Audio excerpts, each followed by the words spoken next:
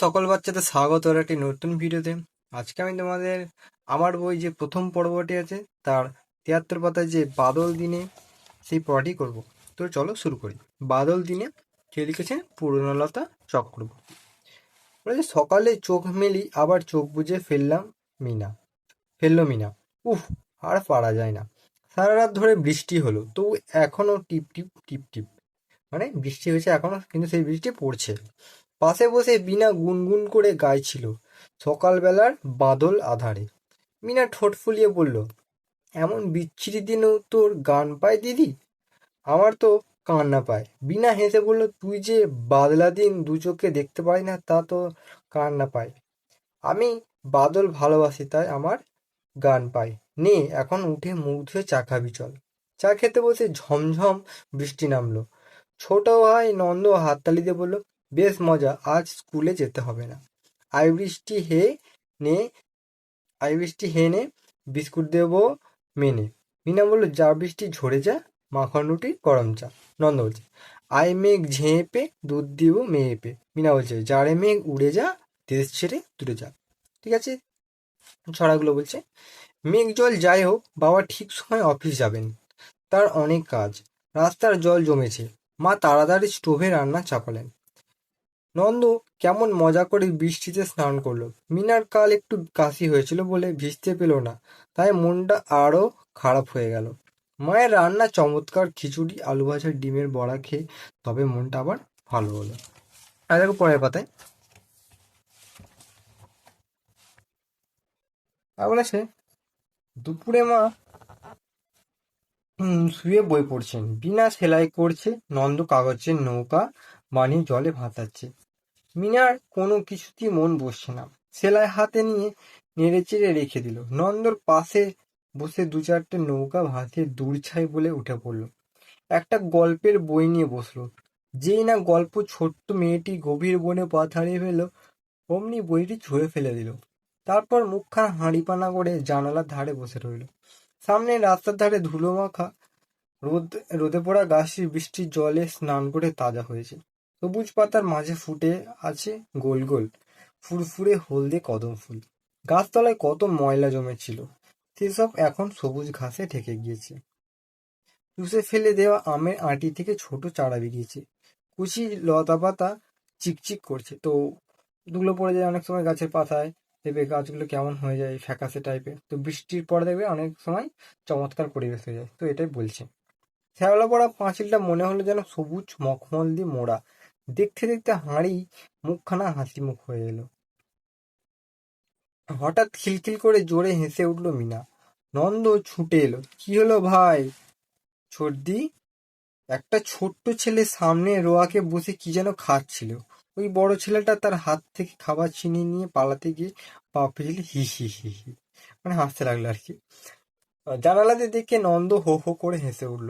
একেবারে কাদামাখা ভূত। বেশ হয়েছে, যেমন কর্ম তেমন ফল। বিকেলে আবার কালো মেঘে আকাশ ছেয়ে গেল। বাদল মেঘে গুড়ু গুড়ু মাদল বাজলো। গুড়ু গুড়ু মাদল মানে কি? বিদ্যুতের কথা বলেছে। শুরু হলো ঝোড়ো হাওয়া, পাগল নাচন। বৃষ্টি নামবার ঠিক আগেই বাবা বাড়ি ফিরলেন। ভিতরে ঢুকেই বেশ লোভনীয় একটা গন্ধ তার নাকে এলো।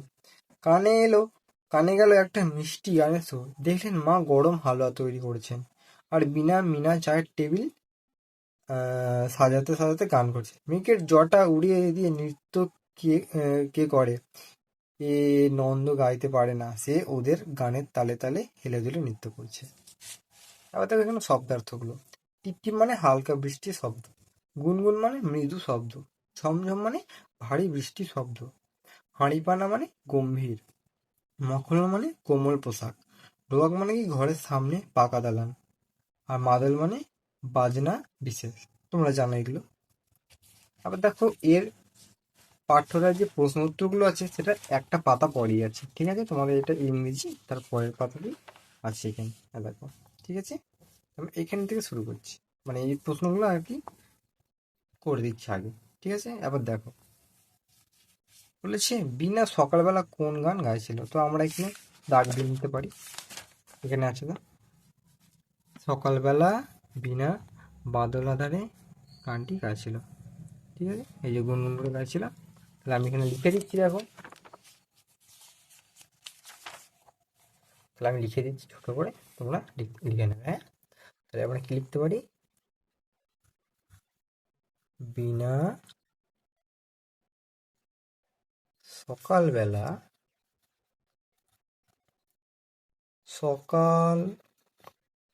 বেলার বাদল আধারে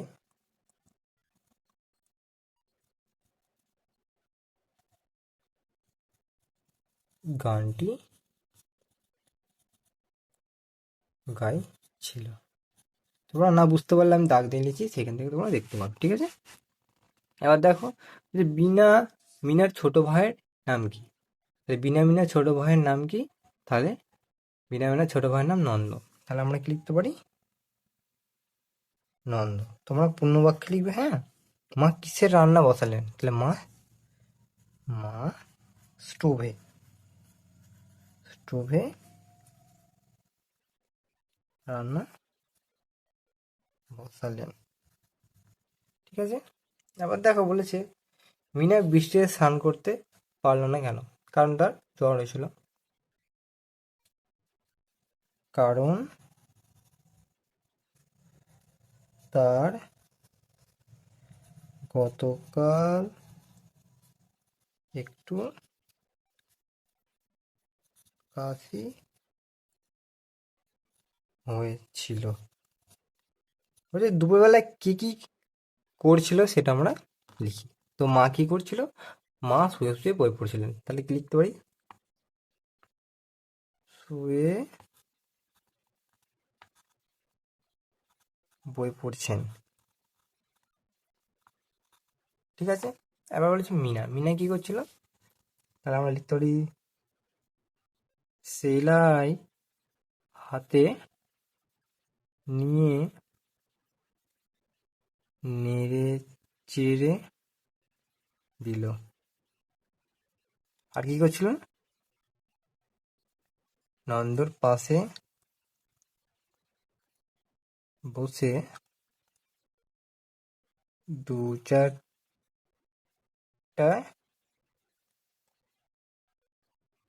নৌকা ভাসিয়ে দূর ছায় বলে উঠে পড়ল।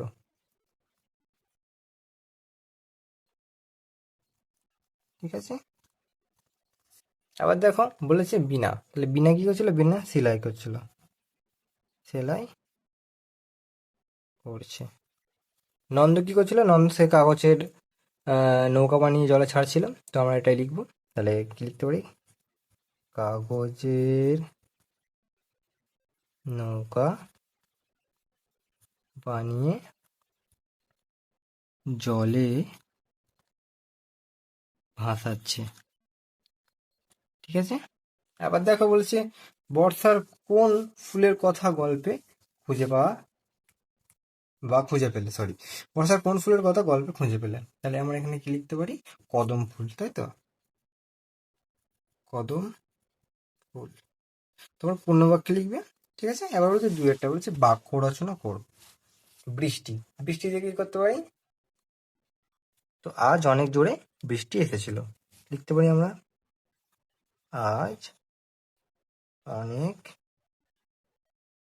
জোরে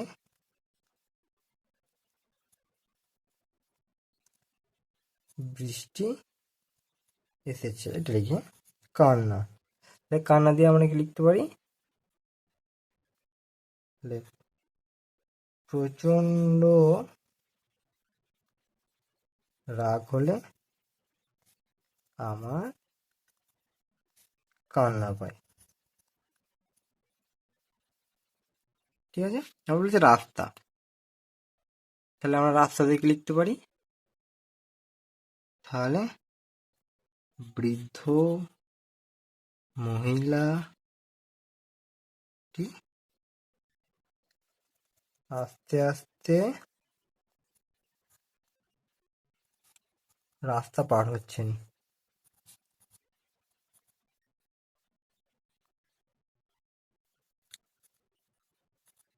এবার বলেছে গল্প। আমি গল্প শুনতে ভালোবাসি। ঠিক আছে, দেখো আমি তাহলে লিখে দিলাম এগুলো, তোমরা করে নেবে। তো এই পাতায় আর কি আছে না, এই পাতায় আর নেই। তো এই ছিল ভিডিও। কেমন লাগলো তোমরা অবশ্যই বলবে। খুব সহজ একটি পড়া, এবং তোমরা অবশ্যই এটা করে নিও। তো আজকের জন্য এইটুকুই। সুস্থ থেকো, ভালো থেকো, দেখা হচ্ছে পরের ভিডিওতে।